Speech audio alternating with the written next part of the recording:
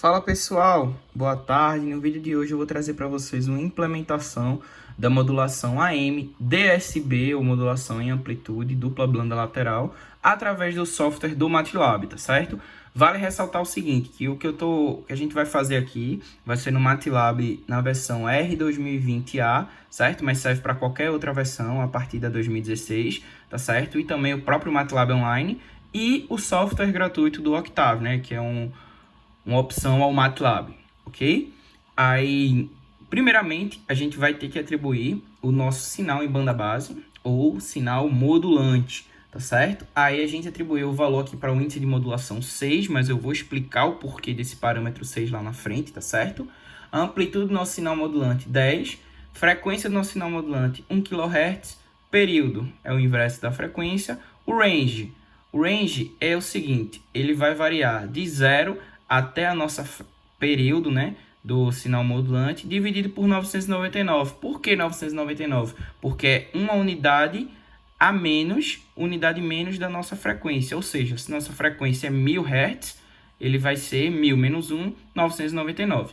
E vai variar até 6 vezes o período. Ah, por que 6? Esse aqui é um valor arbitrário, tá certo? Poderia ser qualquer valor. 1, 2, 3, 4.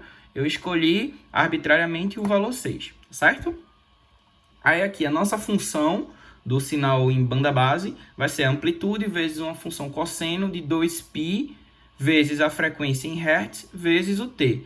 Aí a figura 1, o que eu vou fazer é o seguinte, a gente escreveu o subplot, né, a função subplot, que ele vai plotar 3 figuras, aí uma por vez, e essa vai ser a primeira, a função no caso em banda base, certo? Aí a gente vai plotar a figura, né, o t, ym, o título sinal modulante. Quando a gente for para a nossa portadora, o que foi que eu fiz aqui? Eu disse que a amplitude da nossa portadora vai ser igual à amplitude do sinal em banda base, a frequência da portadora se a frequência do sinal em banda base vezes 10, o período é 1 sobre o inverso da frequência da portadora, e a função da portadora vai ser a amplitude da portadora vezes o cosseno de 2π vezes a frequência da portadora vezes o tempo. Aí, novamente, subplot, né, que é a função que a gente adotou, num total de 3 figuras que iremos plotar, uma por vez, essa é a segunda. Aí, plotando t em função de yp, o título portadora. Ok. Já no final, quando a gente bota aqui, ó, implementação da modulação AM, o que é que a gente vai acontecer? A gente vai multiplicar. Como é que isso acontece matematicamente? Multiplicamos o nosso sinal em banda base, ou sinal modulante, pela nossa portadora, e a gente vai chegar num sinal modulado. A gente multiplica um pelo outro e soma. É o que está sendo representado aqui. Ou seja, temos a amplitude da nossa portadora, mais no caso 1, né, mais o índice de modulação, nosso Mi, vezes o sinal em banda base, aí ponto asterisco, né, porque é multiplicação vetorial, vezes a nossa portadora. Aí subplot, porque no total de 3 figuras, essa é a primeira, no total de 3 figuras, sendo uma por vez, essa é a nossa última figura. Plotando, aí essa vai ser o nosso sinal modulado, beleza? Aí aqui uma coisa que eu quero mostrar para vocês é o seguinte, preste atenção. Aqui, ó, perceba o seguinte, tá o eixo da amplitude, a nossa frequência em Hertz, certo? Veja aqui, potência 10 a menos 3, a amplitude aqui do nosso sinal modulante, da nossa portadora. Aí quando a gente realiza a operação de multiplicação e posteriormente soma, resultamos no nosso sinal modulado. Agora perceba aqui o seguinte, por que a gente adotou o 6 ali? Porque no 6 vai acontecer o fenômeno da sobremodulação. Como é que a gente sabe? A sobremodulação é caracterizada quando o valor do índice de modulação, o Mi, que nesse caso aqui foi o M, né?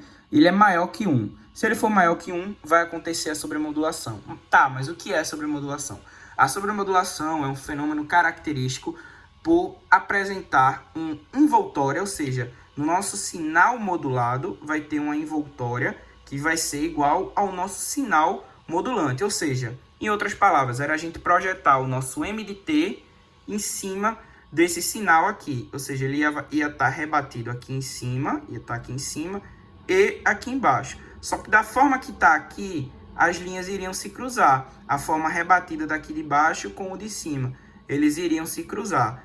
tá certo? Então, por isso, ele está sobremodulado. Quando ele é igual, ou seja, quando é maior que 1, ele está sobremodulado, ou seja, as envoltórias irão se cruzar. Quando ele está igual a 1, ele está na iminência de acontecer essa sobremodulação. E quando ele é menor que 1, ele não ocorre a sobremodulação, ele está em ação normal, tá certo? Bom, vamos ver agora o caso que ele está na iminência da sobremodulação. Aí como é que acontece? É só a gente chegar aqui, tira o 6 e bota o 1, certo? Aí bota ele para rodar.